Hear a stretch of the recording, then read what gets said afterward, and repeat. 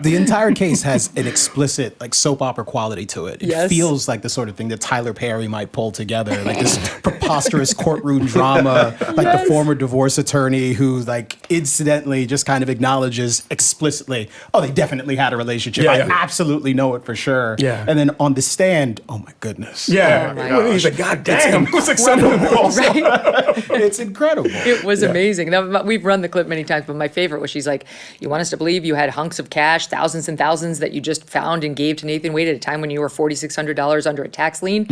Oh, now you're going to tell me how to pay my bills? Yeah. Yes. Well, in fact, ma'am, yes, I am. I love the like very sort of shrill defenses, like, oh, again, another black woman's being attacked, kind of thing. And I would suggest... Which she even made herself, by the way. Sure. So allowed people to lean in. But for all of us in this country who laughed at Four Seasons Landscaping, right? Who laughed at some... right. Which was hilarious. God, that brought me back. Who laughed at Rudy Giuliani's makeup, dripping down here. Who laughed at, like, the My Pillow guy and all these sort of weird clowns who were around Trump advising him about crazy things, all of whom are like, they owe hundreds of millions of dollars in various lawsuits, by the way.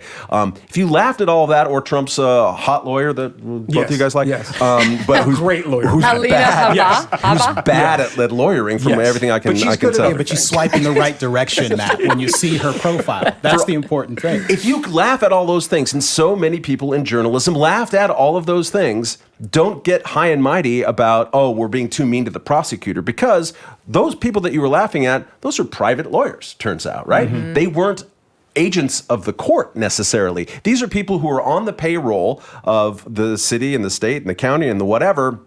Your taxes are paying for them, and they're behaving this badly. That's right. So it is funny, and we're going to laugh because that's what you do. You laugh at all the ridiculousness. Laugh or cry. Thank you. It's 2024. That's the motto of the year.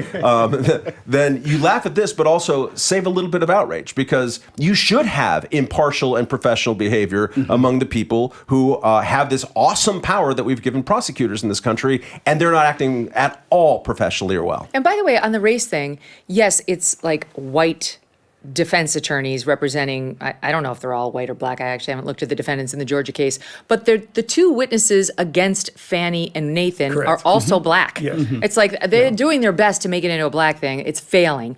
I will tell you, we have an interesting update today. We talked yesterday, let me pull it up on my phone, about Terrence Bradley, the difference between Terrence Bradley, in the text to Ashley Merchant, like, yeah, they totally started well before they testified, and I can give you all these names, and these are the people who I think know, versus on the stand, I know nothing. It was, speculation. Sergeant Schultz, right? Nothing. I don't know enough to know if I was lying. I have I'm an ancient person, honestly. All my references are so old. Somebody once said on Twitter the other day, you're old if you like Frasier. I'm like, huh. Well, on the podcast last night, talking about this very issue, I did make a Red Fox reference, so go ahead. Works with for Tom. me. Yes. Who didn't watch it?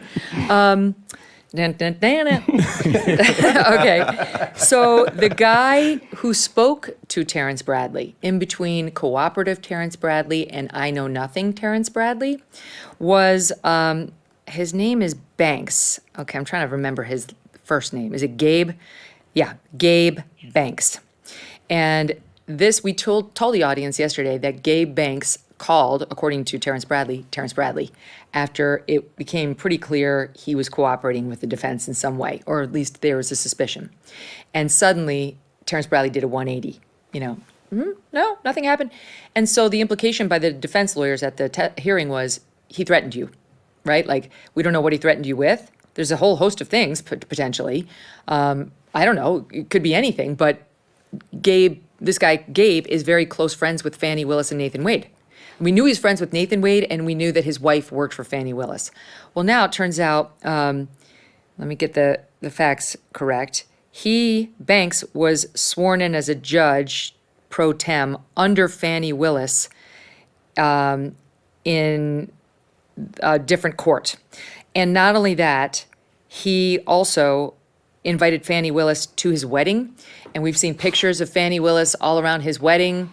So Fani Willis, it's not just Nathan Wade. Fani Willis is very close, apparently, with this guy Banks, who was the one person, according to Terrence Bradley, who did call him in between cooperative Terrence and Sergeant Schultz Terrence.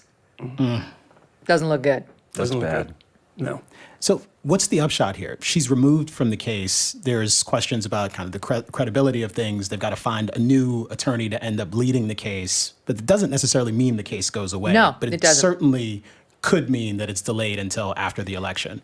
Correct. And that, now he would not, as president, have the power it's a to state pull case. that DA off of the case. Right. But the thing is, there are real questions about, this is Georgia. It's not New York, you know? The real question about whether there's another DA down there who wants to take this case. Yeah. Can you imagine? Why would you want to take this on? You'd have to be somebody who's very politically ambitious, who wanted to make yourself a star, which we know is true of Fani Willis. She hired the media company to monitor her mentions, get back to me with how many articles they're writing about me. She runs to the microphones every time she gets the chance, from the church to beyond. And now any prosecutor knows what he or she's getting themselves into. You've got a very talented team of defense lawyers on a very shitty case. This is a crappy, made-up RICO violation that she just found a way to bring. So who would want this dog? And to have to make it hunt and sick the new president or likely president against you? Like, I don't know that it is clear in a state like Georgia there's another DA at the ready. And I actually don't even know, I think the way they'd have to do it is there's like an overseeing board that would like decide or try to get a prosecutor to take it. And I think that board, it's not a bunch of Fulton County Democrats, it's more statewide, which means they're So they may probably a actually little look for redder. someone impartial. Yeah. That's the thing. Yeah. So it's the best Trump could hope for. I just think that you should never count out Americans' right now ability to voluntarily self-degrade as they're going about their I like that. That's a lives. hopeful thought. How many times, I need to see this with Trump and his legal team and his personal conduct and other things, like, you think he's not going to do the next thing, is he? Like, it's been 7-8 years that he's been in our political life. He does the next thing every time. Every time. And the people, the Never Trump crew, they do the next thing too. Yeah. Or they will come back and relitigate and say, no, like, he still is a Russian stooge. They're still holding on to this. We're at the point where if you go back, and I actually had cause to do this for something I was writing, went back to look at MSNBC and Rachel Maddow in particular in 2016, 17, 18.